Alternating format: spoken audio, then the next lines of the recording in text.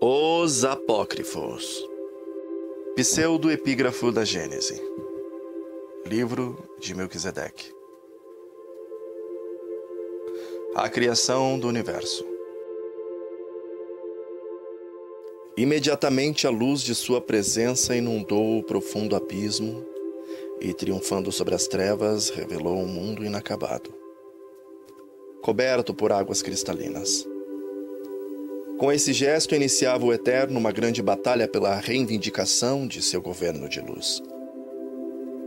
Batalha do amor contra o egoísmo, da justiça contra a injustiça, da humildade contra o orgulho, da liberdade contra a escravidão, da vida contra a morte. Batalha que sem trégua se estenderia até que, no alvorecer almejado, pudesse o divino rei retornar conquistador ao seu santo monte Sião, onde, entronizado por meio aos louvores dos remidos, reinaria para sempre em perfeita paz. As trevas em fuga apontavam para o aniquilamento final da rebeldia. As águas abundantes que cobriam aquele mundo até então oculto simbolizavam a vida eterna que para os fiéis seria conquistada pelo amor que tudo sacrifica. O mundo revelado era o nosso planeta, a Terra. Visitada pelas trevas e pela luz, ela seria o palco da grande luta. Rejubilavam-se os fiéis ante o triunfo da luz naquele primeiro dia, quando as trevas, em sua fúria, rolaram sobre o planeta, sucumbindo em densa escuridão. A luz que parecia vencida renasceu conquistadora num lindo alvorecer. Ao raiar a luz do segundo dia, o Eterno ordenou: haja uma expansão no meio das águas, e haja separação entre águas e águas.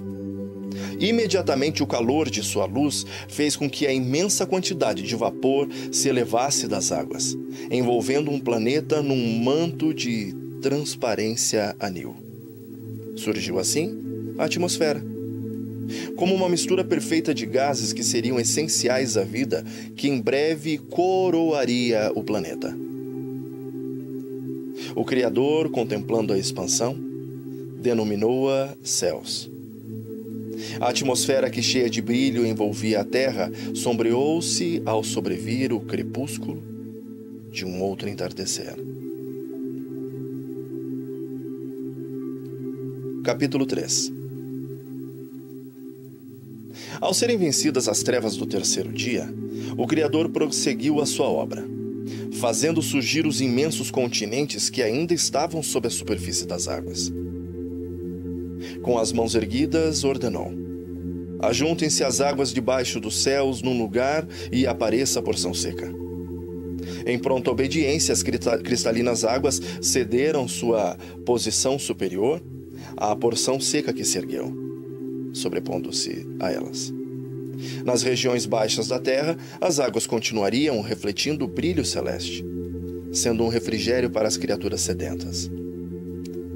Nesse gesto de humildade, as águas prefiguravam o Criador, que na grande luta desceria ao mais profundo abismo para fazer renascer nas almas sedentas a vida eterna.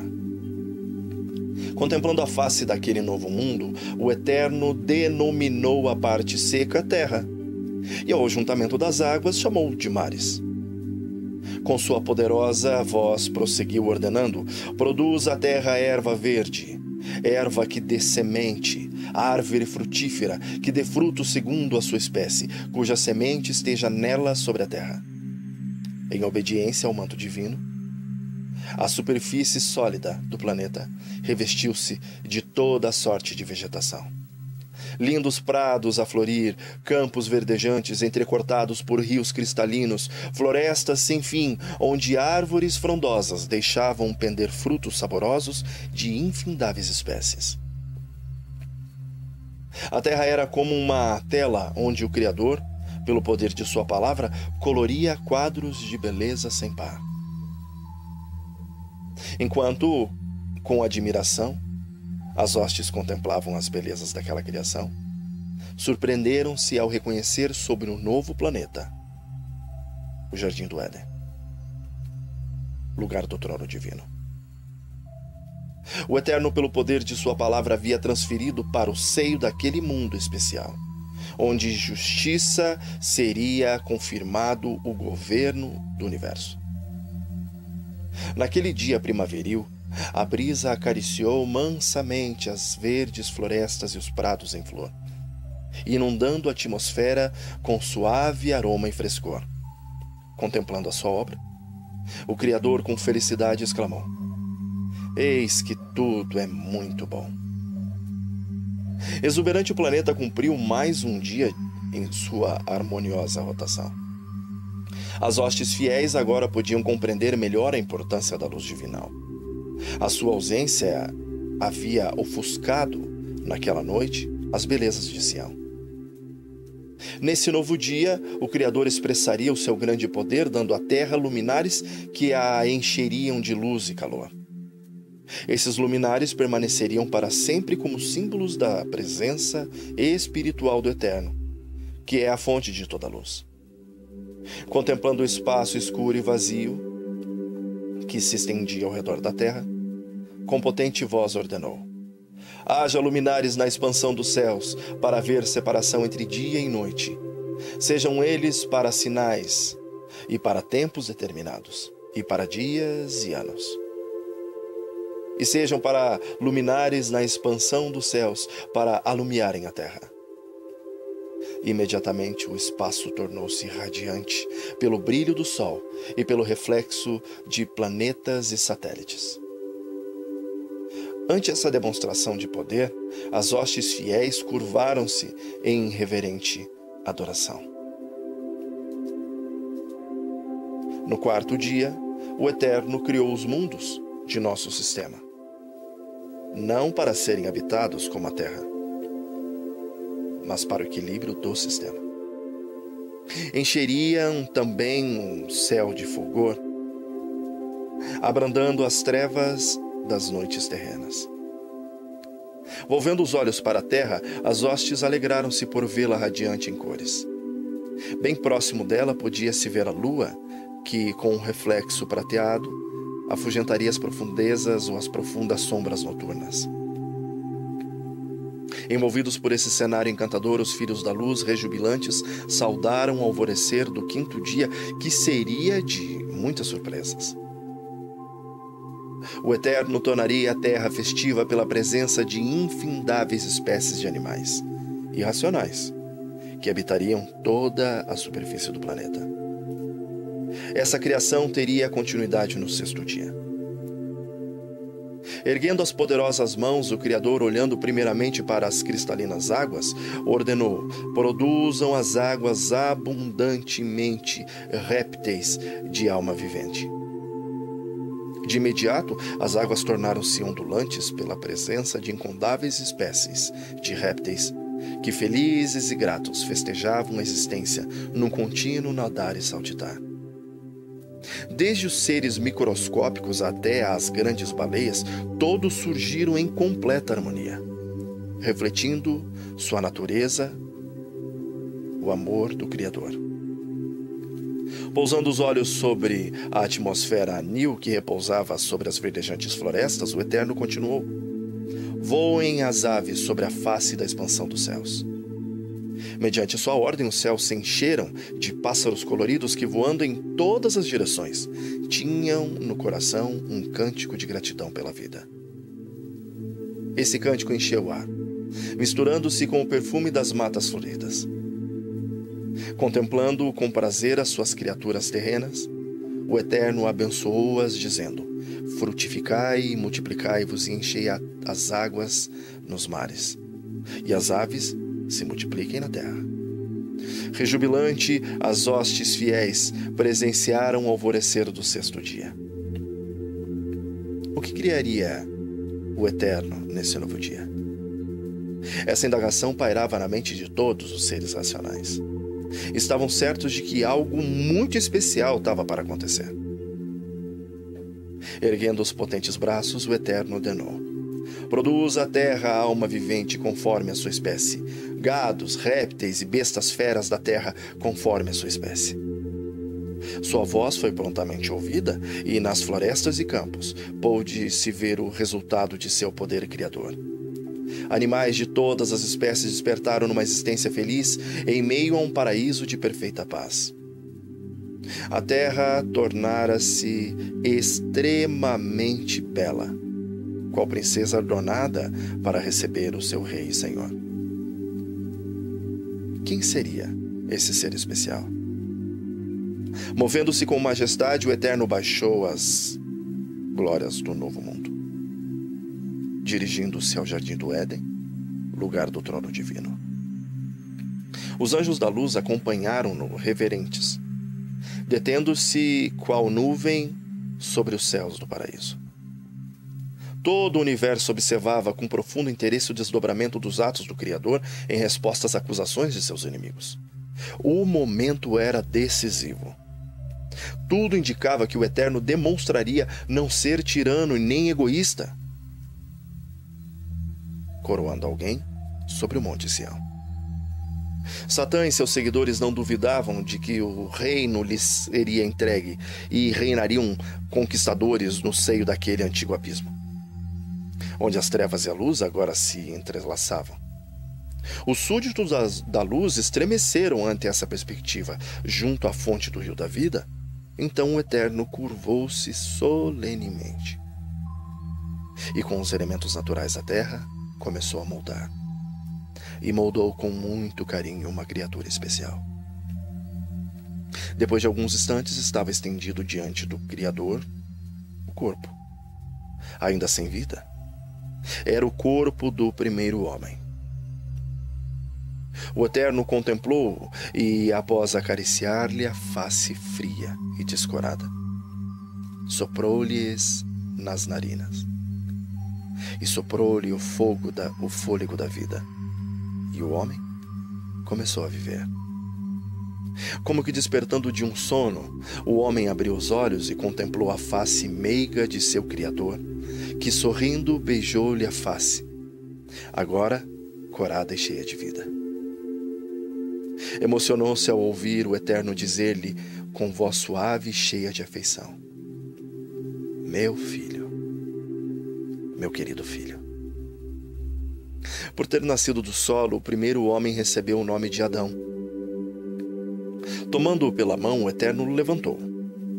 Sem perceber o cenário de fulgor que o circundava, Adão, num gesto de gratidão pela existência, envolveu o Criador num eterno abraço, prostrando-se em reverente adoração. As hostes fiéis que admiradas testemunhavam a grandiosa realização divina, emocionada ante um gesto humano, prostraram-se também em reverente adoração. Uniram então as vozes num cântico de júbilo, em saudação àquela criatura especial, que despertava agora para a vida, num momento tão decisivo para o universo. Com o coração cheio de felicidade, Adão uniu-se aos anjos em seu cântico de louvor. A sua voz, ao ecoar pelos arredores floridos, misturou-se ao canto das aves e ao mugir de animais que se aproximavam em festa. Num passeio de surpresas inesquecíveis, Adão foi conscientizado das belezas de seu lar. Com admiração, contemplou o Monte Sião, donde jorrava o rio da vida numa cascata de luz. O majestoso monte jazia coroado por um lindo arco. Em seus passos, seguiu o curso do cristalino rio, que deslizava sereno em meio às maravilhas do Éden.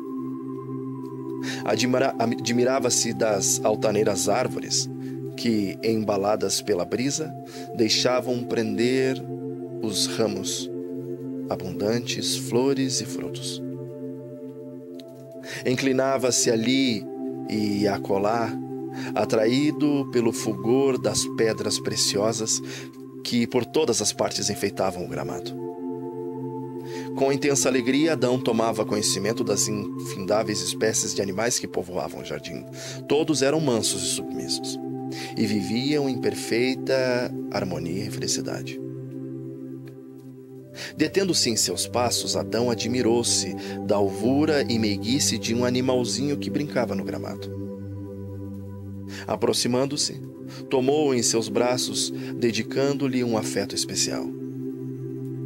Como era agradável acariciar a sua alva lã! Seus olhinhos meigos refletiam um brilho de amor e humildade. Havia algo especial naquele animalzinho. Afetuosamente, Adão chamou-o de Cordeiro. Com o animalzinho em seus braços, Adão olhou agradecido para o Eterno e o adorou. Contemplando as suas alvas vestes, seus olhos expressivos de um amor sem par, Adão descobriu que tinha nos braços um símbolo de seu autor. Feliz exclamou: ó Senhor! Este cordeirinho revestido de tão branca lã, com um olhar expressivo de tanto amor, se parece contigo. E eu quero tê-lo sempre junto a mim. Observando os animais, Adão percebeu que eles desfrutavam de um companheiríssimo especial. Via por toda parte casais felizes que viviam um para o outro. Seus pensamentos voltaram-se para o seu companheiro. Olhou ao redor e ficou surpreso por não vê-lo. O Eterno se havia ocultado propositalmente, tornando-se invisível. Adão sentia-se solitário em meio àquele paraíso. Com quem partilharia sua felicidade e seu amor? Havia ali os animais, mas eles eram irracionais, não podendo compartilhar os seus ideais. Nascia em seu coração, ao caminhar, solitário naquele entardecer, um desejo ardente de encontrar alguém que pudesse estar sempre ao seu lado.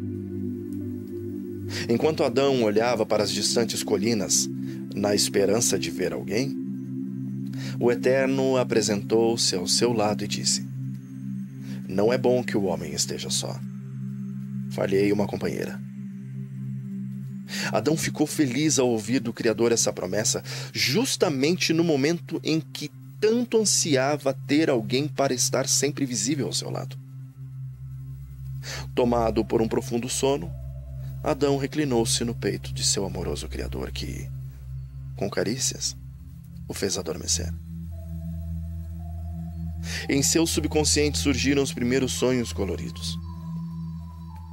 Contempla o olhar meigo do Eterno, ouve o som harmonioso da música angelical e descobre as maravilhas ao redor. O Monte Sião com o seu arco, o rio da vida, os prados em flor, os animais que saúdam em festa. Repetem-se em seus sonhos as cenas que o envolveram em seu anseio. Olha ao redor, na esperança de encontrar seu companheiro, mas não vê. Sente-se solitário em seu sonho. E isso o faz procurar alguém com quem possa compartilhar a sua existência. Seu olhar estende-se por campinas verdejantes, divisando ao longe colinas floridas. Enquanto caminha esperançoso, sente a brisa mansa afagar de seus cabelos macios. Conversa com a brisa. Brisa, você parece ser quem eu tanto procuro. Você me afaga os cabelos, beija minha face, você tem o perfume das verdes matas. Se eu pudesse ver sua face, beijá-la-ia. Se eu pudesse tocar os seus cabelos, faria longas tranças e as enfeitaria com flores do nosso jardim. Após caminhar em sonho pelos prados do paraíso, Adão deteve-se enquanto contemplava a paisagem ao redor. Admirou-se por não ver o efeito da brisa nos ramos floridos. Mas como? Se sentia caridamente no seu rosto. Começou então o despertar do seu sono. Ainda com os olhos fechados, lembrou-se do momento em que, sonolento, recostara-se no peito do Eterno. Seria a brisa o afago de suas mãos? Com essa indagação abriu os olhos e emocionou-se ao contemplar uma linda mulher. Com as mãos perfumadas, acariciava-lhe a face com amor. Era a brisa do seu sonho, a promessa de um Criador que só queria fazê-lo feliz. Agora Adão era completo, pois tinha Eva, que era carne de sua carne e ossos dos seus ossos. Tomando-o pela mão, Adão convidou-a para um passeio de surpresas inesquecíveis. Mostraria à sua companheira as belezas de seu lar. Sensibilizada, Eva detinha-se a cada passo. Atraída pelas flores que exalavam suaves perfumes, pelos pássaros que gorjeavam alegres cantos, pelos animais que seguiam submissos, pela vegetação de ricos matizes, pelas águas cristalinas do rio da vida que jorravam em cascata do Monte Sião. Tudo no paraíso era perfeito e belo, mas nada se igualava ao ser humano, criado à imagem de Elohai. Voltaram-se para o outro em admiração e carícias. Embalados por esse amor, permaneceram até o entardecer. Com deleite, o jovem casal passou a contemplar o sol poente que, através de rosados raios, coloria o céu em um lindo arrebol. Era o 6º dia que chegava ao seu final. E agora dava a ele lugar às horas de um dia especial. O Shabá. Esse dia, em seu significado, seria solene para todos os súditos do Eterno, pois seu alvorecer traria a conquista para o reino de luz. O sol, que durante o 6º dia alegrara a natureza com seu brilho e calor, ocultou-se, deixando-os em frias sombras. Os alegres pássaros, silenciando seus trinos, buscavam seus ninhos enquanto os outros animais se recolhiam.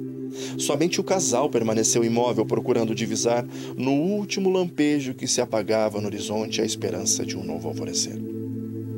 Indagavam o sentido das trevas quando, por entre ramagens, viram um lindo luar, cujos raios prateados banhavam a natureza em suave luminosidade.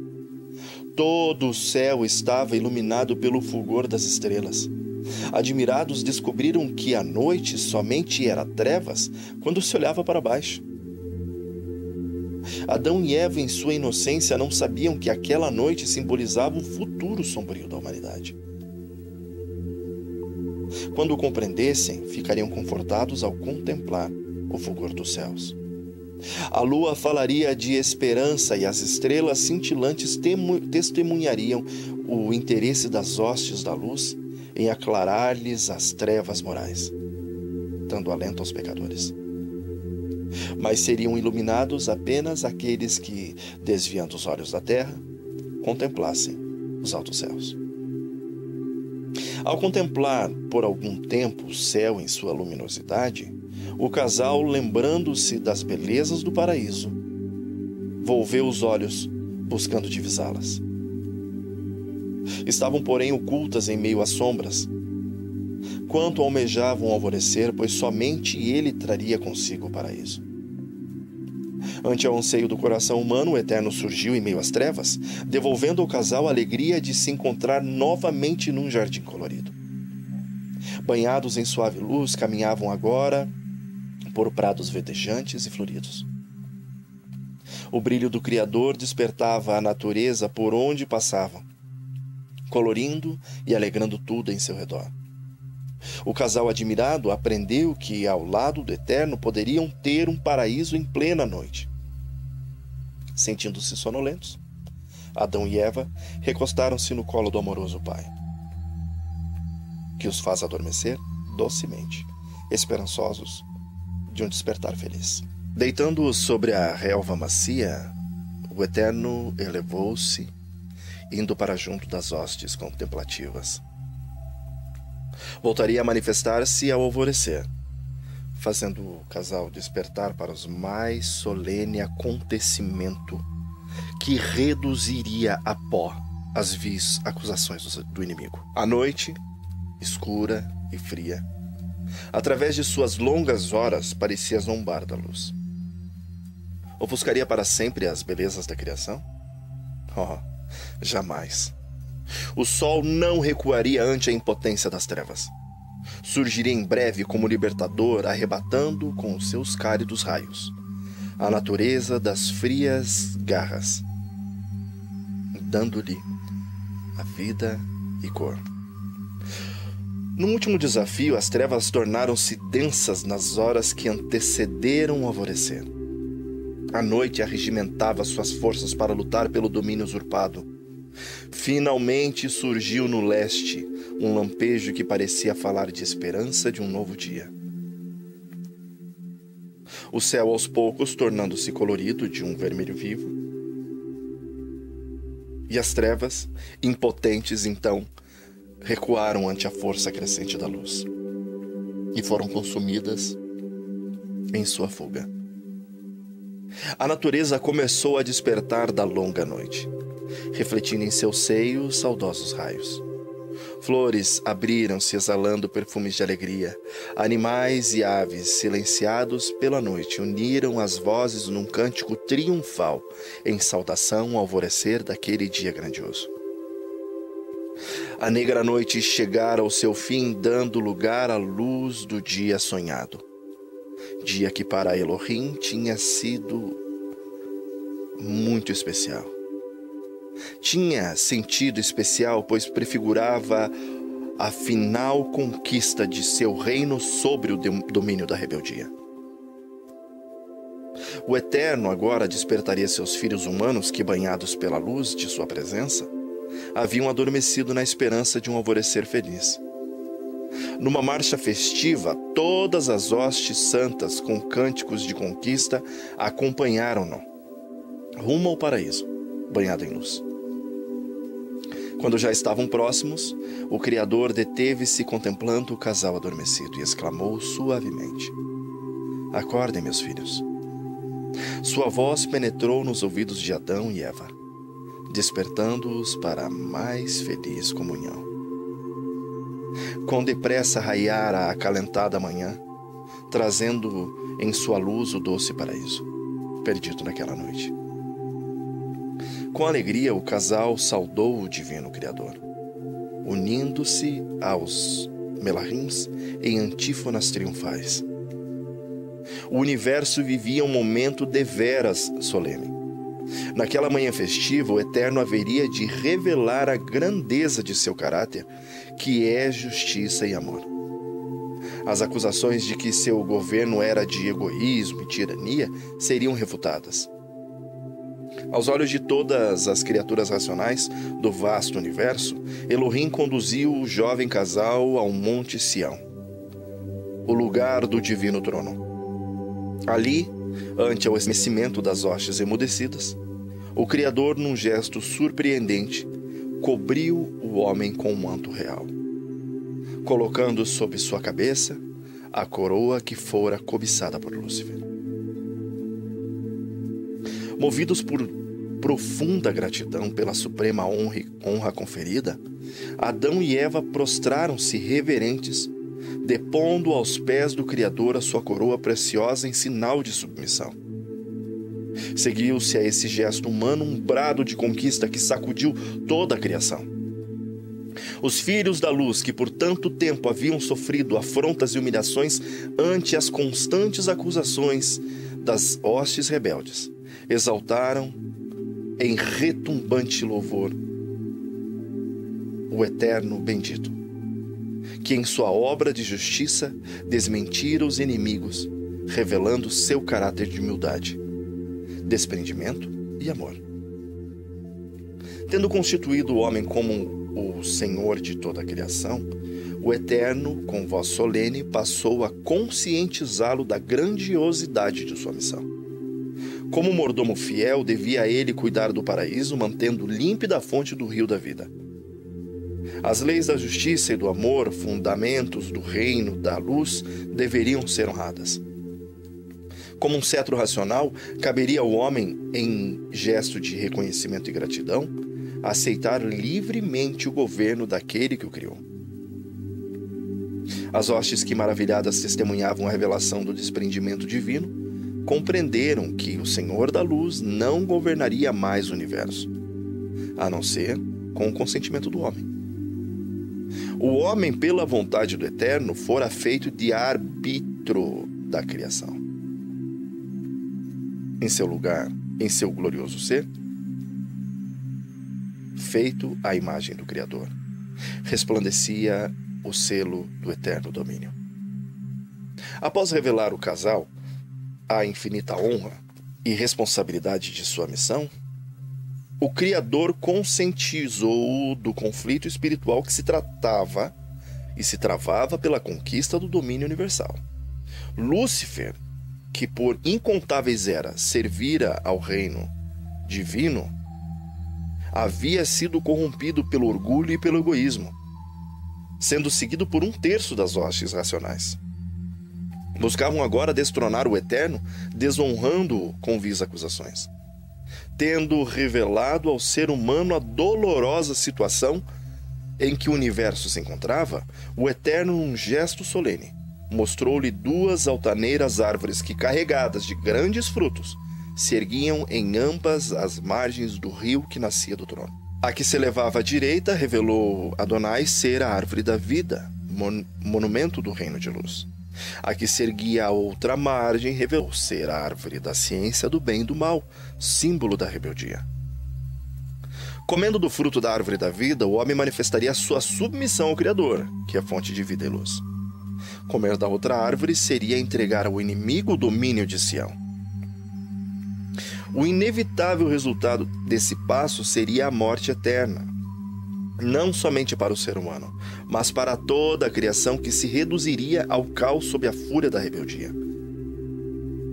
Ao contemplar demoradamente as 2 altaneiras árvores que se estendiam em seus frutos, tão infinita responsabilidade, Adão prostrou-se ante o Criador, dizendo: Digno és, Adonai, de reinar sobre o universo, pois pela tua sabedoria e amor e poder, todas as coisas foram criadas e subsistem. O Shabá, do triunfo divino, encheu-se de louvor. Todos os filhos da luz uniram-se ao ser humano no mais harmonioso cântico de exaltação àquele cuja grandeza é sem par. Foi com um grande espanto que Satã e seus seguidores testemunharam a grandiosa realização do Eterno. Presenciaram com amargura a alegria dos fiéis ante a coroação do homem.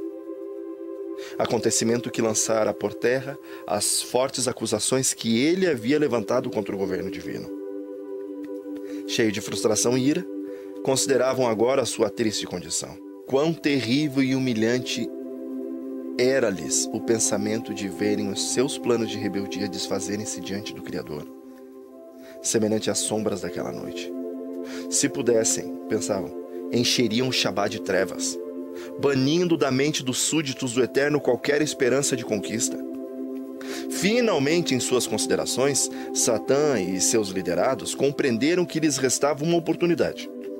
No meio do jardim do Éden, nas alturas de Sião, elevava-se junto ao rio da vida a árvore da ciência do bem e do mal. Bastaria um gesto humano, nada mais, e teriam sob o seu poder para sempre o domínio cobiçado.